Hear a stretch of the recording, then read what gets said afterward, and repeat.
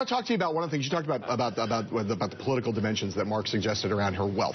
There is one obvious political dimension where she has heard the numbers, and you're a student of numbers, where she has been having trouble. You guys have talked about this a bit, but I want to talk about it a little bit more. One is that her unfavorables are really high. They're like Chris Christie high in a lot of polling now. The other is this honest and trustworthy question, which she's underwater. She's more people find her untrustworthy than find her trustworthy, and the numbers are getting worse and worse month after month in Iowa and other places. I know. Tell us why that is not something that should concern her as a candidate and you. I don't have enough time to ask why you guys, when you get a press release that says poll on it, you report it as if it's gospel truth. There are polls out there that have been wrong historically, but you guys latch on to them because it gives you a piece of news.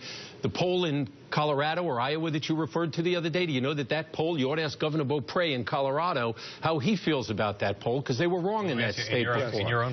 Let me go back to the... find the different data about her trustworthiness? First of all, not only in my polling, go to pollster.com, go to the Marist poll that came out this morning where Hillary Clinton is leading every Republican by at least 5 to 10 points or more. Not the question we're talking about, though. We're talking about the honest and trustworthy. And the honest and trustworthy question is a question that I would never ask the way it's asked. I don't think it's a well-constructed question. What people want to know is not a binomial question on trust. They want to know, who can I count on to get stuff done for me? So you're saying you don't ask that question in your I believe there's a reason why we're winning. You want to talk about favorable and unfavorable. Again, go to pollster.com.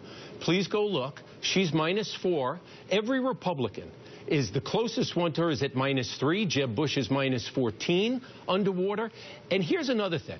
You guys are latching on to her. Every one of these Republicans is significantly worse in their favorable standing than either John McCain was at a comparable point in 2007 or Mitt Romney in 2011.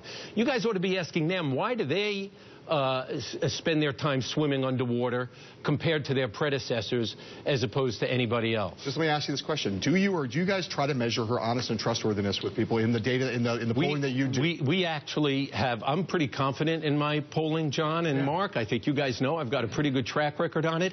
I know what attributes are driving people to vote, and we're doing just fine, which is why she's leading every Republican candidate in this field in almost every poll. But just to be clear, I think I understand what you're saying, although maybe I'm wrong. I'm not going to tell you which attributes are most important to voters and how they define trust. Are you saying that the questions which you're saying you don't like the wording, but are you saying that she can get elected, be the nominee and get elected president, even if people don't find her to be trustworthy? I think that's a flawed question. Well, what people know. Forget whether it's a flawed. People are asking you. No, but people who don't... Favorable, unfavorable. Favorable, unfavorable is not a flawed question, right? Yeah, but she's doing as well or better than all the Republicans in the field. Can she get elected president even if more people view her unfavorably? Can she?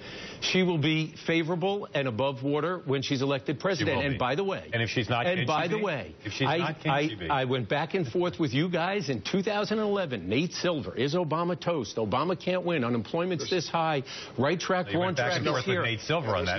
There's no one at this table ever cited Nate Silver in a conversation with you. But my point is, you guys pick out a number and you think that's the determinative number. Yes, no. Can she get elected president if her favorables are lower?